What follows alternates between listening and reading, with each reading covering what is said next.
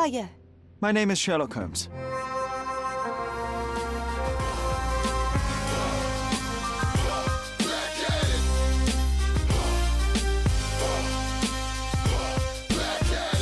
We had a whole lot of superstars on this stage tonight, but I'm gonna let y'all know one motherfucking thing. We picked this one. Don't cry, you'll live. Sherlock and Watson have gradually been growing younger and sexier in the Frogwares detective series, and so the natural conclusion is to have a Sherlock twink game, which is what Chapter 1 tries to deliver. I originally stayed away from it, as it gave me boy band vibes, but now after playing it I feel like I overreacted, and the boy band vibes are in manageable levels. The game takes place on a small island that Sherlock travels to in order to find out the truth about the death of his mother. The narrative structure is that Sherlock moves into his old childhood house and gets flashbacks of what happened. And after each flashback you have to solve another episodic case to proceed. Well, history tells us these memories are triggered by our investigation of other matters. I suspect it could not be forced even if I so desired. There is nothing seriously wrong with the main story, but it is a bit thin. The ending is a bit lackluster, there is a lack of side characters, and the episodic nature doesn't help the pacing. Saying that out loud, I guess there is something wrong with the story, but it's okay, I guess. The most shocking part of the story is that Watson is not Watson at all. It's Sherlock's imaginary friend John. The nicest spot in the room. Mr. Gilden spent hours of his life right here. Staring at an elephant's backside. What a wonderful life. I like the idea, and it fits into the theme of mental illness that the game have, but they don't truly do anything all that interesting with it, and Sherlock comes off as a balanced and functioning detective that also happens to have a pretend friend like a total wacko. So, what's the plan? I hope it all doesn't go horribly wrong. We know that the elephant is seeking a female. We can arrange that. A doll with the appropriate scent might do miracles. So you're a marriage broker. Well, I suppose that makes me a groomsman. Oh, she is a bit breezy, I must say. Well, Goliath is eager for a single female elephant in his area. It should be just enough for his taste. You'll need to trust me. Are you trying to get crazy with this, eh? Don't you know I'm loco?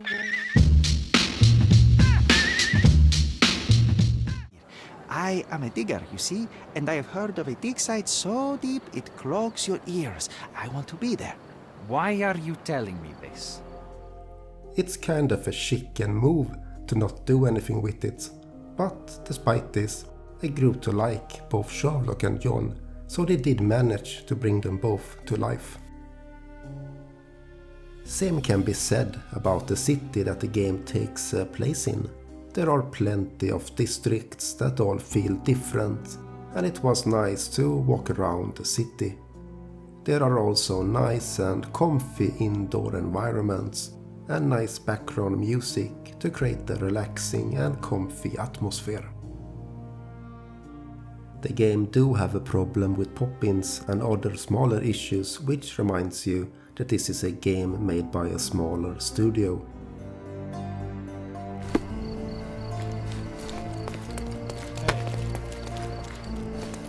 But overall the presentation is nice.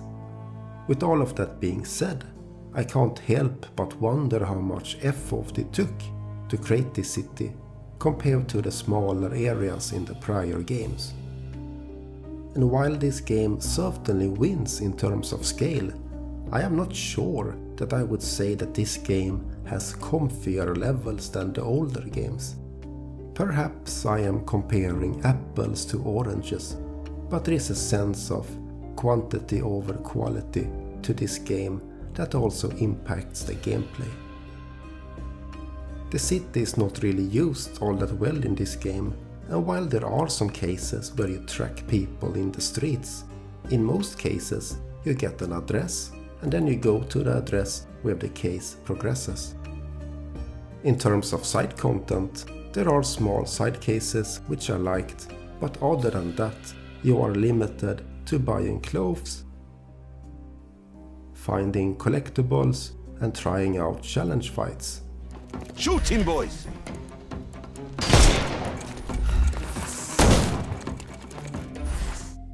I will get to that later, but let us just say that I don't expect most people to bother with additional fights. But the meat of this game is the investigations, and there are a lot of them. The game felt very rough during the tutorial, but then I started to enjoy it. I was doing one case when the game suddenly checked if I had been paying attention. I've been investigating your last case on behalf of Sergeant Stark, and now I think I understand what happened to the Hive Master. Humor me. Shit just got real.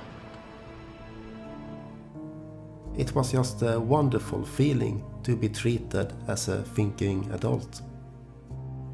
As in most detective games, you will explore crime scenes, talk with people, gather clues, and finally deduce what has happened. Initially, I liked it quite a lot, and I found it to be quite comfy.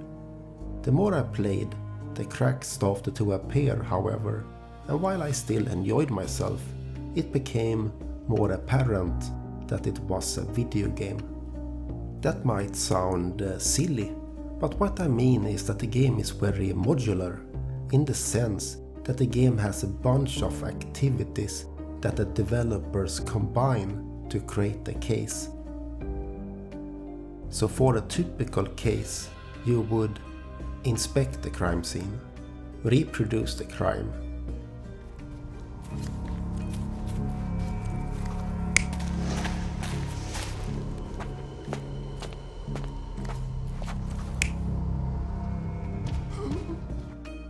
go to the archive and look up evidence.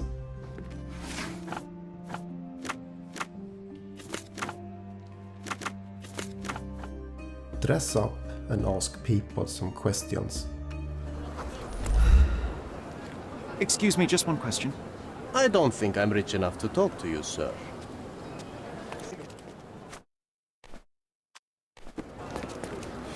Help me, please. Oh, every story has a price. You're lucky I'm telling you this for free. Go to a warehouse and beat up some people.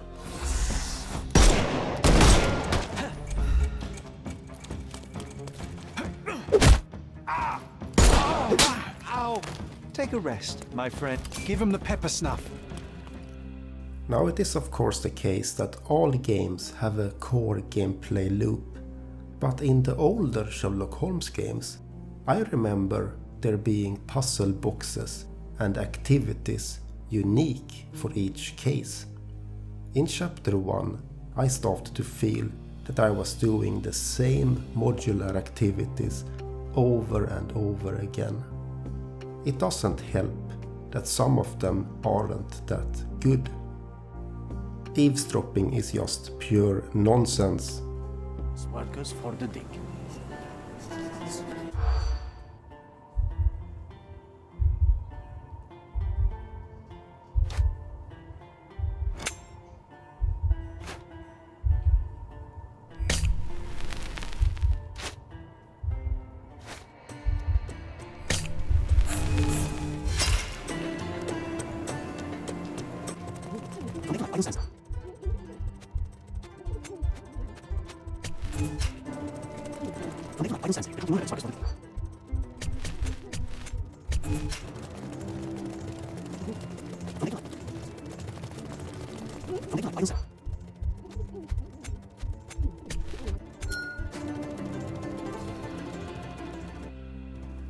Looking up things at the archive gets old fast.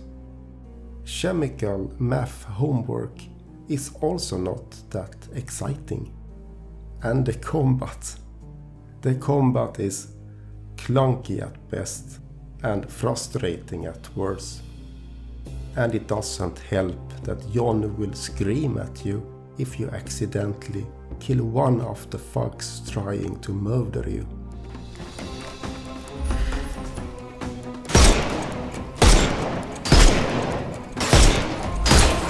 No, you killed him!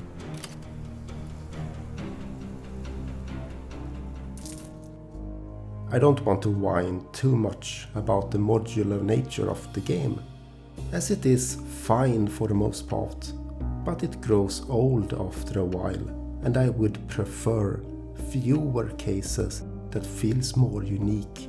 And please, for the love of God, bring back puzzle boxes. Another thing that feels very modular is the lack of consistent side characters and factions. Everything in this game feels very contained to a mission, which makes the city feel kind of lifeless. Another thing that started to annoy me is that the game seems to like having cases with unclear solutions. This is unsatisfying in itself, and it often seems silly at times when there is an equal amount of evidence towards two different suspects. But what makes this even worse is that instead of, investigating more to conclude who is guilty, the game just expects you to pick who you believe is guilty and close the case. It is just very, very strange in a detective game. It is unsatisfying for the player, and it makes Sherlock seem like a clueless buffoon. Now, this is mostly the main cases that have this nonsense, but those are also, the main cases. So it's a strange design that I don't understand at all. But overall, I found Chapter 1 to be a pleasant detective game. The increase of scope has somewhat reduced the charm, and there is a hint of conveyor belt smell to the cases, which I don't like at all. But there is also a charm in itself to walk around the city solving cases. So I leave this game with pleasant memories, even though I wished that it could have been more. Do you know anything about this? Why don't you go ask other coppers?